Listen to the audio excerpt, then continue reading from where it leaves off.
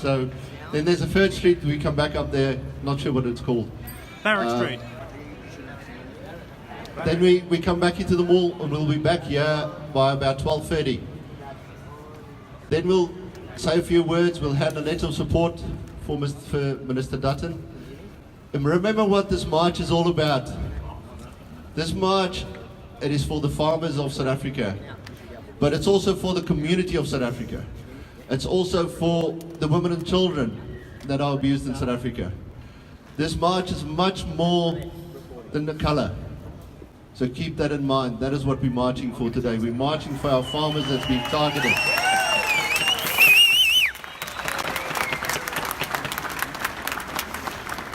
We also have Avi from Melbourne. We allowed one Melbourne person into Perth today. He's also started a petition that is given to Minister Bishop on Friday. So I would like you to ask you to support that petition as well.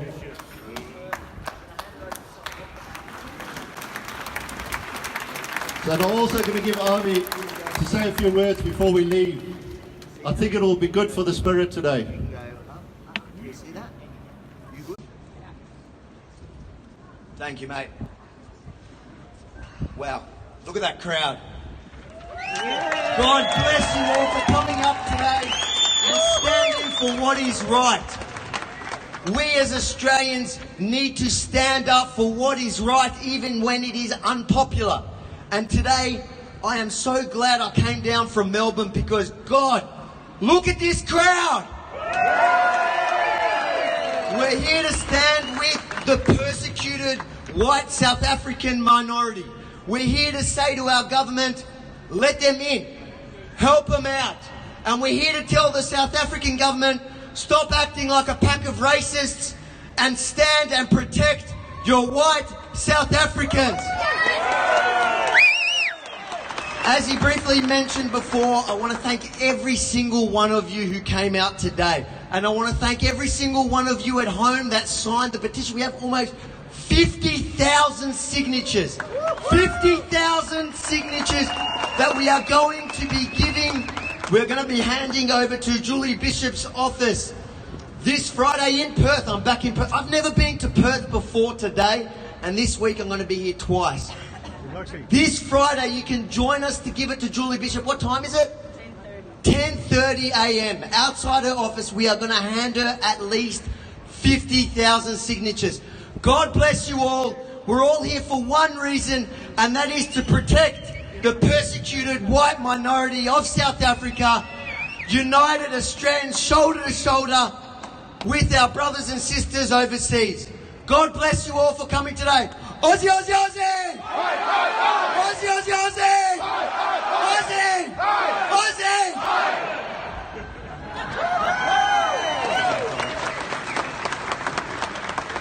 Down up my own voice, I'm happy to keep going. Where's the boss man?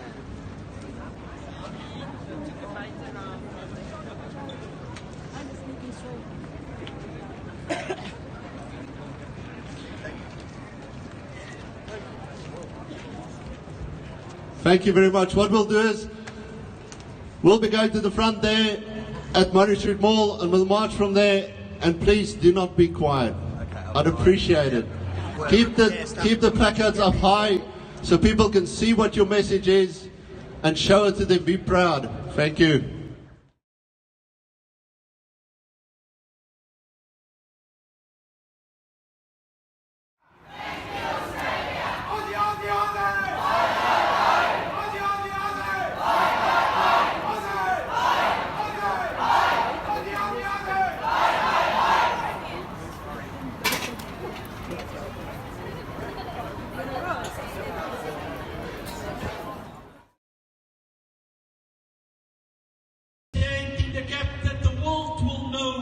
Going on, and that the world will rise up and say enough is enough. Today as watchers, we decree to say enough is enough. People will know that the Most High God rules in that country as He rules in this country. Now we thank you, Lord, that your word is yes and amen. You promise us that everybody will know. And you promise that when we call upon the name of the Lord, we shall be saved. On behalf of South Africa and others, we pray for salvation. We pray for unity.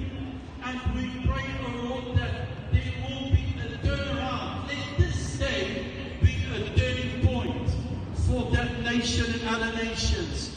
Let this day be a turning point for our beloved people. And we thank you now, Lord, that our prayers are answered.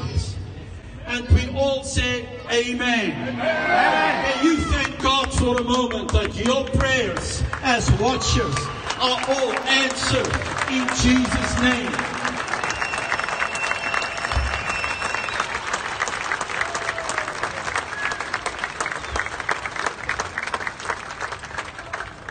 Thank you very much. And that is what we are. We are about praying for everybody and asking for everybody to be helped. And I would like to acknowledge some people here today that supports this cause and realizes this is the right thing to do. Andrew Hasty, Member of Parliament. Ian Goodenough, Member of Parliament, he's also here. Charles Smith, Member of the Henderson, Orange Stonehouse, and then Sherry Sophie, which is policy leader of the Liberal Party. Now, if it wasn't for these people having the guts to stand up and say, this is wrong, we would not be here today. We would not be talking about this in Australia. We've struggled for 4 or 5 years now to try and get the message across that, guys, there's something wrong. And we haven't been able to. These members of Parliament, the people like Sherry, they've made this possible to be talked about and for people to actually realize what's going on. I also want to thank you guys for being here. I also would like to thank the First Nation people from Australia for attending the march. We really appreciate that. We appreciate that everybody cares.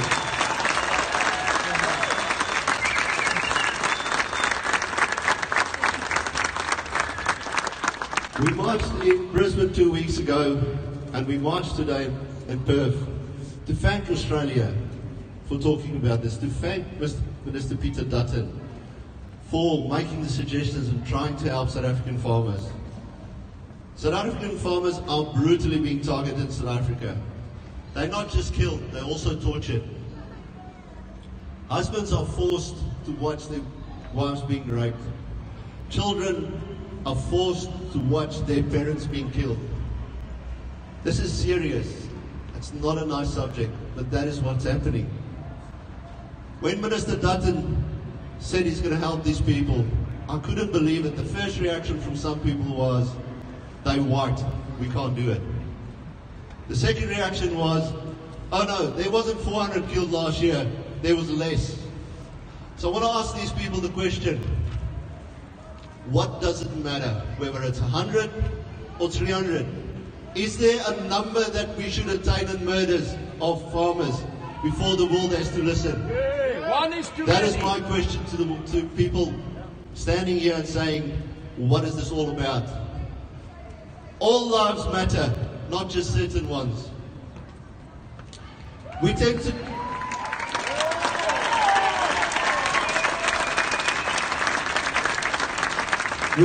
talk a lot about statistics and ratios.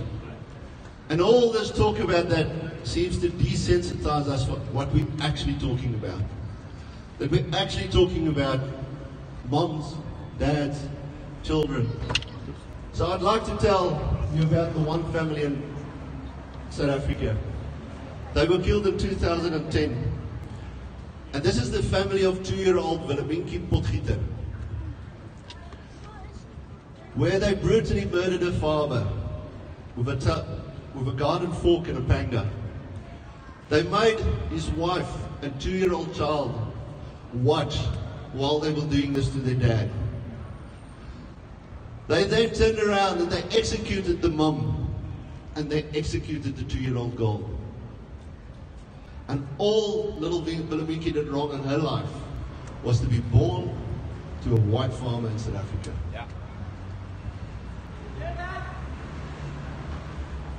So when we talk about these things, don't forget that there's people behind the statistics. There's farm workers behind the statistics. There's a lot more to South Africa than just the farmers. We need to broaden this conversation as well. There's family being affected. There's friends being affected. There's communities being affected. Do you realize that in 2016, there were 2,000 reported cases of rape in South Africa? That's rape, women and children. 2,000. Now, to put that into Australian perspective, that meant if it happened in Australia, you would have had nearly 1,000 rape cases. What would we have done? What would Australia have done if that was the case?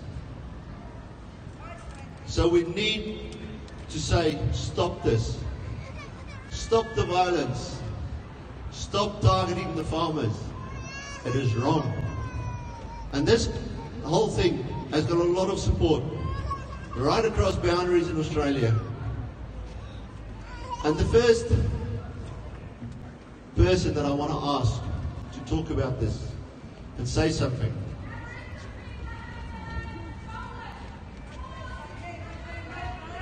I think there's obviously people that agree with me. So the first member is a West Australian by the name of Charles Smith from One Nation. He supports this, he's been talking about this, he's been posting about this, so I'd like him to give him the opportunity to talk to all of you about this. Thank you. Hello, Darth Spencer. Hello everyone. We are gathered here today, everyone, to voice our concerns and above all our indignation about the inhumane treatment of our friends and our family in South Africa. What we are standing here is to show and express our heartfelt solidarity to the South African farmers who we call brothers, who we call sisters and uncles. Such indignation stands out not because the farmers are white, no. It stands out because they are our fellow human beings, and we as a civilised nation have always stood up to our duty of care to those who need our protection, no matter where they are from. We stand here to defend what is right, the equality of people before the law. We stand here to protest what we perceive to be wrong. The expropriation of land from South African farmers without compensation, the assaults, the killing, the genocide. I believe this protest has right on its side, and that is why I am here. I believe the policy of land appropriation without compensation is a betrayal of Nelson Mandela's dream of forging a new South African society where both black people and white people can live at peace with each other. This current policy is like a knife opening up an old wound. Mandela did not fight against white apartheid so that it can be replaced by a black apartheid. Today I'm calling upon all nations around the world to say no to this reverse apartheid which is taking shape in South Africa. Australia has been a signatory to the United Nations Refugee Convention for over 50 years. This law has formed part and parcel of Australian law. I want to encourage all South Africans, wherever you may be, to use all available channels provided by our laws to seek protection here in Australia. I stand in solidarity with them. Thank you.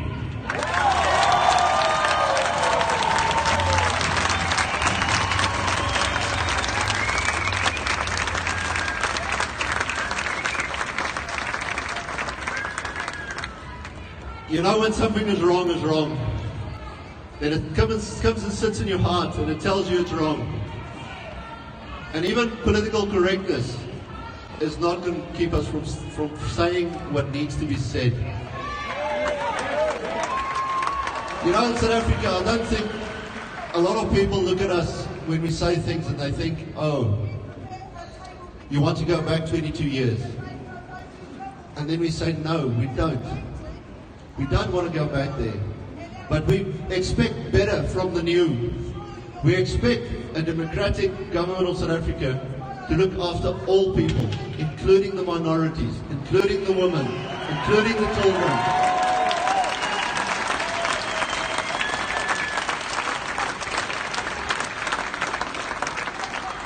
When we started organising these marches to show our support, what we do at each march is we actually hand a letter. And we ask this letter to be taken to Minister Dutton to inform him of our support, of the problems of South Africa, and also what we would like to request. Because we're not from a culture that demands, we request. We ask, we work for something.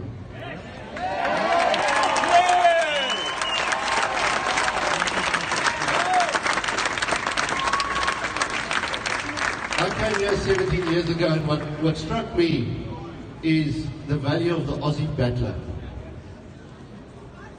And I think that is why I became part Australian.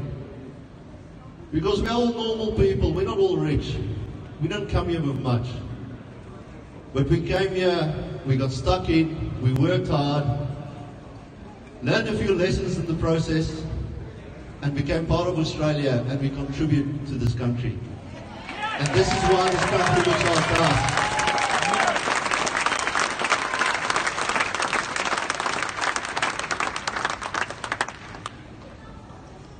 As I said, there's very wide support for what we are asking for here today. So I'm going to ask our next speaker, Aaron Stonehouse. He's also one of your true blue Perth parliamentarians. So I'm going to give him the opportunity to tell you what he thinks about what's happening in South Africa.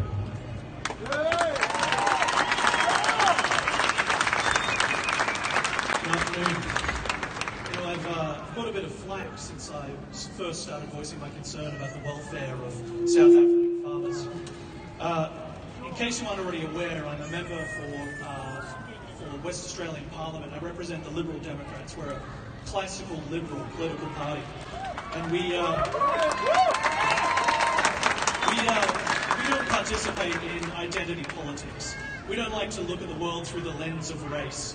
I'd rather judge people as individuals by their values and by their actions, rather than something so arbitrary as the colour of their skin. So why would I care about the plight of South Africans? Well, white farmers are being attacked in South Africa, and their very own government is throwing fuel on the fire. And it seems that other governments and other organisations around the world are ignoring the issue. Now, I care about this issue because, well, for one, I'm Christian, and I'm a classical liberal, but I'm also a member of this broad family of nations that we might call the West. Now, you're probably already aware of this, but people who live in the West have a lot in common. You know, there's a reason why someone born in South Africa or the UK or America might find success in a place like Australia. And I think that has a lot to do with our shared values. The South African people and the Australian people do share the same values. We derive of the same European experience of crossing out into the great unknown, with nothing but our swags on our backs and our crosses on our hearts. Not knowing what might come, but having faith and a dream of a better life. Now, and so we, Europeans, found ourselves in these strange new lands.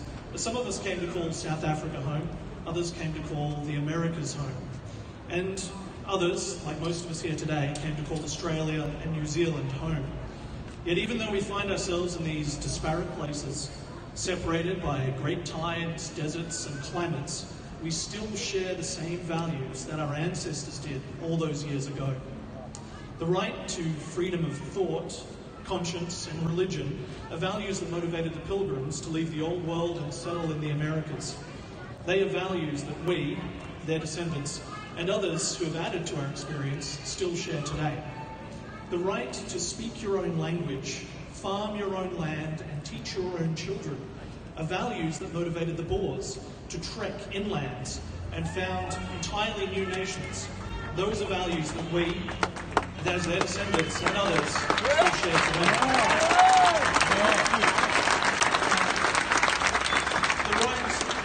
The right to chart your own destiny, free from any baggage caused by nobility or birth, are values that motivated many in the British Isles to seek a new life in Australia.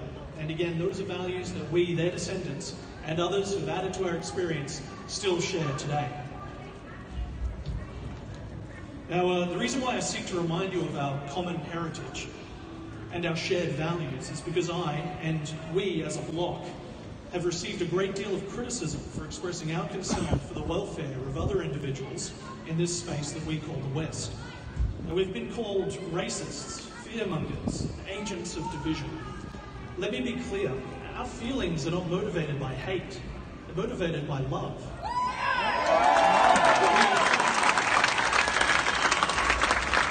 We love our cousins in South Africa, and we want nothing but good things for them.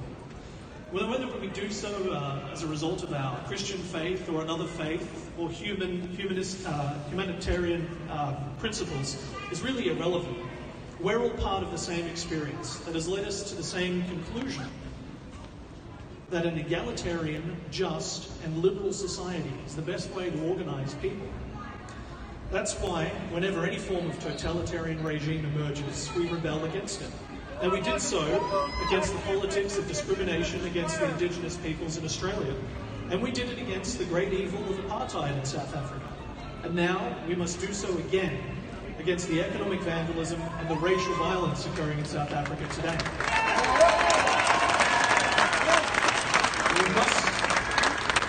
We must rebel, because the attacks that are taking place against white farmers in South Africa are not just crimes.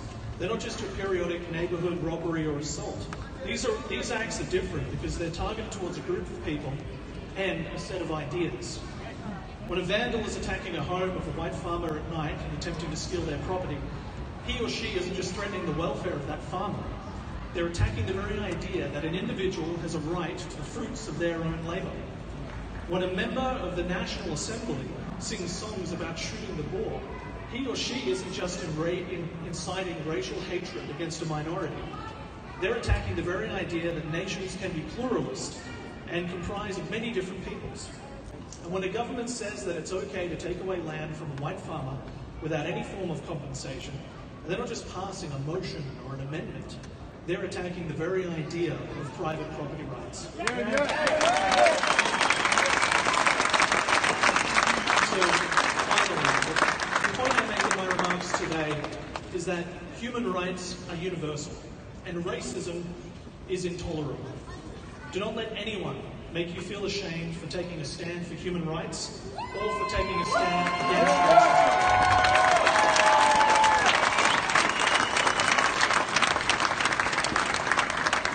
Every single person, regardless of the colour of their skin, has a right to life, liberty and property. And we as custodians of those values that we've inherited have an obligation to speak out when those rights are violated. Keep up the fight and God bless.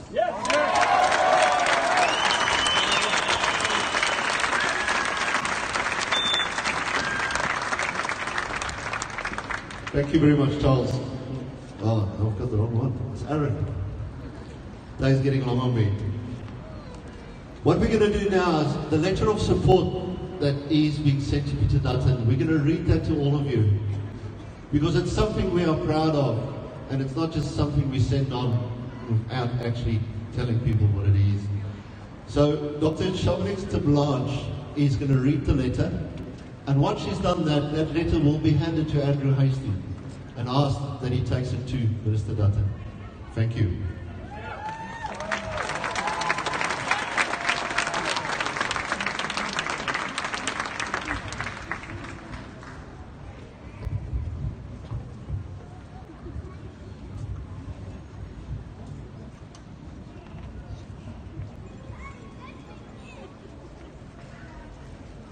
Good afternoon, everyone. and thank you for being here.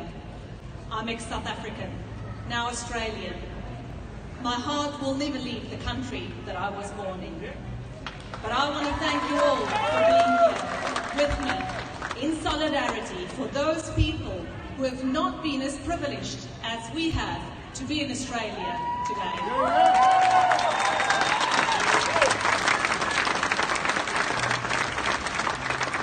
I am sure, like me, you have also fled South Africa because you were scared of being murdered every single day of your life.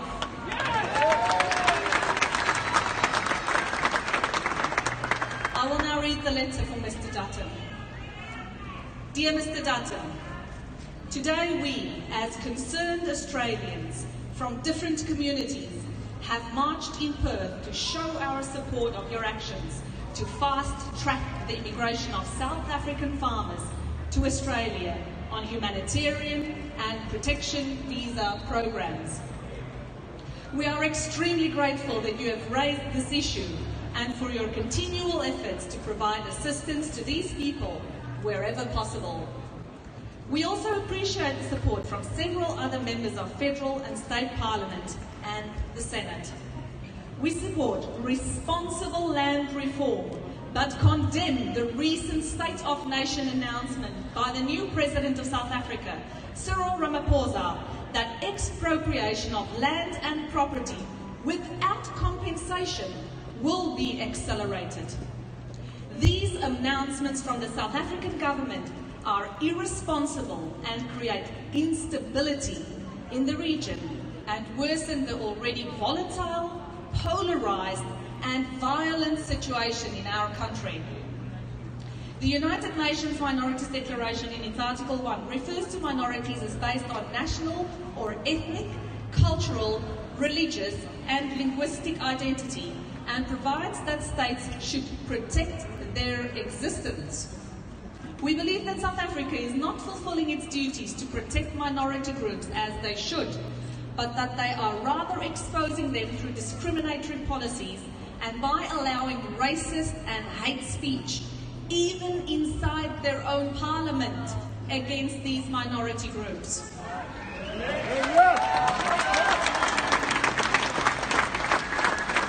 Evidence from independent researchers has shown that brutal attacks and torture against farmers in South Africa have escalated drastically, and that the South African government does not have the necessary capacity to protect these farmers adequately. The South African government's actions to date have also shown that they do not have the political will to stop the brutal targeting of these farmers. Immediate intervention and humanitarian assistance from the international community are required to protect them. South Africa is complicated in terms of demographics, cultures, languages, and religions. There is merit in that all of the communities affected in South Africa should receive assistance from the international community. We acknowledge that although immigration is an option for many South African families, there is a large population that prefer to remain in South Africa or who do not have the resources to immigrate. The Australian government has the capacity to provide assistance both in South Africa as well as in Australia, and both options of this humanitarian assistance should be explored. Due to the lack of effective governance in South Africa, all of its communities are affected by violence. The Australian government should be aware that many Australian citizens with South African heritage have families that are in constant danger from these unacceptable high levels of crime in South Africa. We hope that Australia will extend the privilege of living in Australia to those families of Australian citizens who are facing this danger. Yes,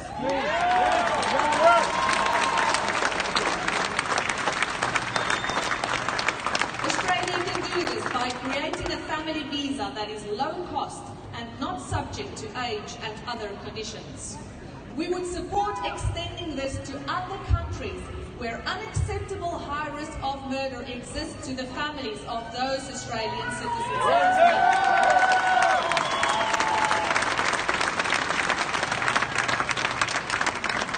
Also,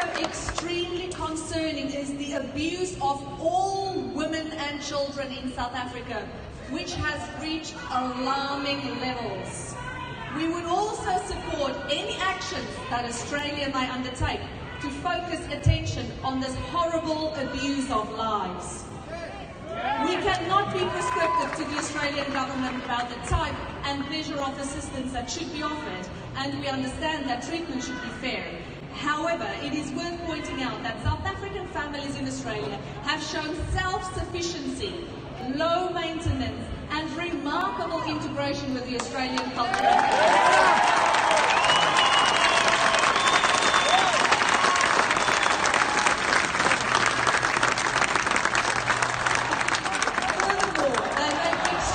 Valuable contributions in many spheres of the Australian economy and community.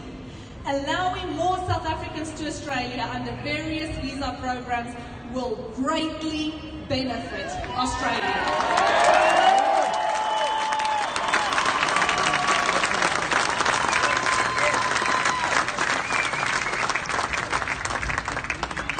We're just going to ask the Member of Parliament, Andrew Hastie and Ian Goodenough, to come and accept the letter of support.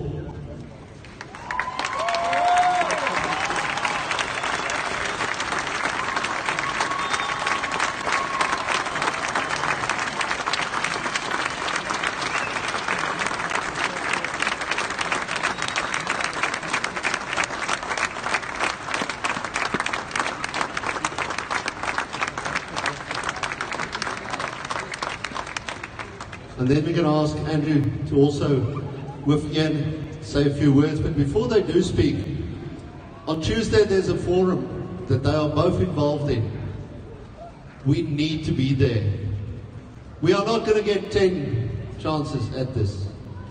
We need to go and support at the forum. Go and talk, say, make suggestions. But you need to be there. Thank you very much. Can I thank all of you for sharing your stories, your family stories, your friends' stories with both Ian and I. It's been a privilege to hear them, and that's why we're here today. It's because of your advocacy.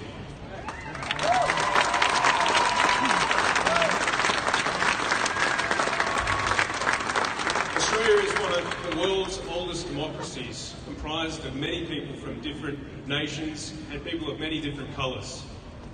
Since 1977, we've had a very generous humanitarian resettlement program. We welcomed Vietnamese in the late 70s. During the 80s, we welcomed people from Lebanon.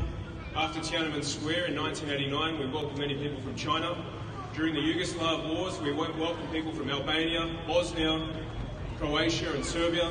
We've welcomed people from East Timor, and very recently we welcomed persecuted minorities, 12,000 of them from Syria. And it's in that same tradition and in that same spirit that we advocate for persecuted farmers in South Africa.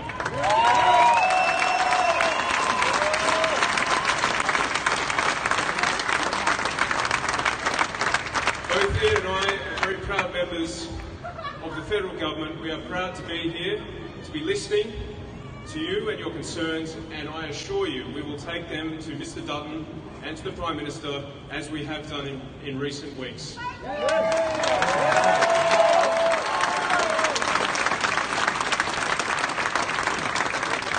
Can I invite you to our function on Tuesday night? We have the Minister for Citizenship and Multicultural Affairs, Mr. Alan Tudge, who will be visiting Canning. We are having a forum at 6:30 on Tuesday night in Lakelands. You're all welcome. Please go to my website. Ian also has details as well on his. Go to my Facebook if you can't find it there, and please register. This is a critical moment. You've shown up today.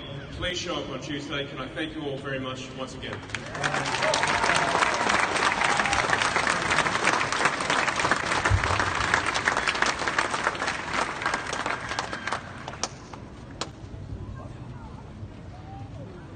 So the forum is Tuesday night, I think 6:30 in Mandurah at the Lakes Theatre. So please, if you can attend, go and be there. It's very important to us that we take the opportunity that Australia has given us now. So please be there. We would value your support for that. Now, one of the people that actually started this and he was probably responsible for putting it on the agenda and getting people to talk about it, is Sherry Safi, and he's the Liberal policy leader. And I would like to introduce to him and say to him, thank you very much. Thank you for what you've done for us.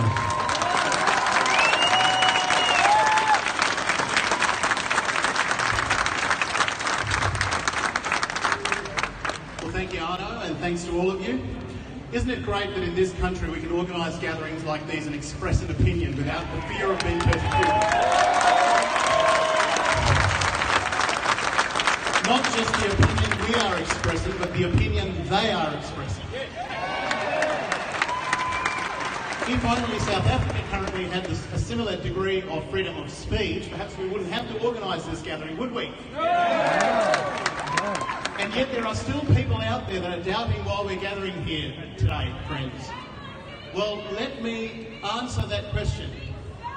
We gather here today, because 2 decades ago, South Africa went through a transition, which all of you know about.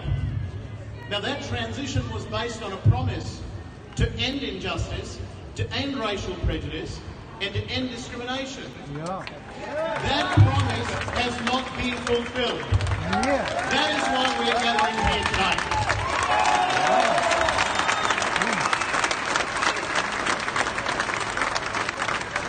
Hearing about refugees and people in need around the world is not unusual. It happens everywhere in democracies, in Britain, in Canada, in the USA, in New Zealand, and here. And it used to happen in South Africa, not anymore.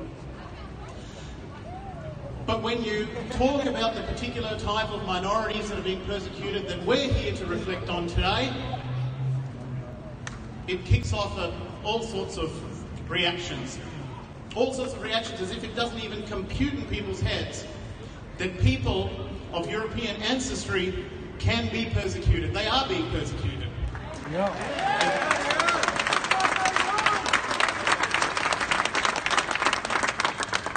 And let me assure you that not only do I respect what our fellow Liberals, Andrew Hastie, the member for County, and Ian Goodenough, the member for Moore, are doing to push this issue in Canberra, but the organisation that drives these people is the party organisation, it's the Labor Party, that is made up of people like yourselves, the average branch member that spends hours of their days campaigning to put these people in Parliament. We are ultimately the ones that pre-select them and send them to Canberra. And we are ultimately the ones that help them understand the issues that matter to us and yourselves. And it was in that vein that on November 11 last year, I had the pleasure of leading the charge in proposing this policy at a Liberal Party State Council meeting. Of course, there was a bit of resistance from the floor. There was some robust disagreement. But that's to be expected in a democracy, is it not? Yeah. But in the end, that motion passed comprehensively. And I'm really glad to see that the Liberals we've put in Canberra are leading the charge on this issue. So thank you, Andrew and Ian. So guys,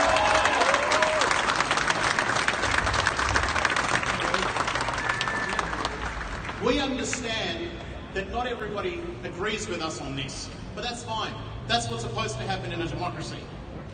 But if we keep thinking about the issue, if we keep talking about the issue, if we keep tweeting about the issue, and if we keep flooding everyone's news feeds on social media, we will win this. Let me assure you.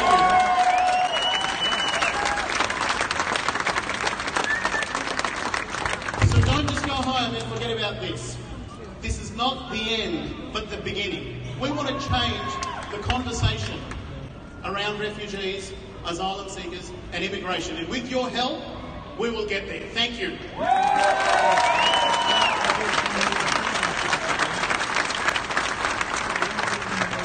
Thank you very much, Sherry.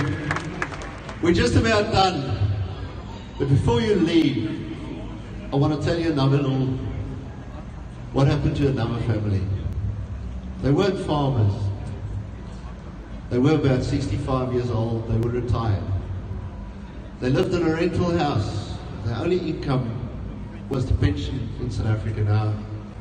I don't know if Australians know, that's about $140 a month that they receive. Their children that live abroad were looking after them financially. They really didn't have much. So one night, 3 attackers came into the house. They forced their way in. They woke him up in bed. They hit the man with a steel pipe over his head several times. He then offered them immediately all the money he had in the house. He also gave him the keys to his car and he said, please, just leave my wife alone. Leave me alone. Take what you want. They did not. They tortured them for another 3 hours. They stripped them naked. They put the pistol against his head 3 times. And they pulled the trigger 3 times.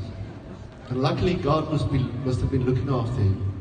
Was it misfired 3 times? After the 3 hours, they left them naked on the floor, tied up with telephone cord. The 65-year-old male managed to chew through this cord. And he then untied his wife. And his wife started screaming for help at the window. Now, this is what we are asking for. It's too late for them.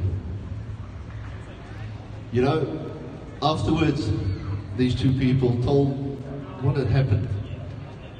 But I can promise you, my dad never told me exactly what happened. But I can tell you, in his eyes, I could see he was not the same anymore. He didn't have the ability to think that he could protect his wife. And today, he's lying in eye care facilities. He's being kept sedated because of that attack. We don't think he's going to see the next 2 weeks out. They are not farmers. They are parents. They are people. And that's what I want you to, when you leave here today, to remember that. Don't worry about stats. Remember these people that get killed and get murdered and get raped. Remember that, because they are people, they are family and they are friends. And you know, once it happened, you can't fix it. So the longer we wait, the more of these there's going to be. So I thank you for coming here today. I really thank the people that spoke. I really ask that this conversation should be broader than just the farmers. It should include our family. It should include our loved ones. And I want to say this again. Democracy did not fail South Africa. The current government failed South Africa. They're failing their people. They're failing us. They failed my parents. They failed my mum, my dad. They failed little Willem-Inky. They failed the 2,000 women and children abused in 2016. And I can promise you, these are not all white people. These are all the communities in South Africa. So thank you again for coming and thank you for showing your support.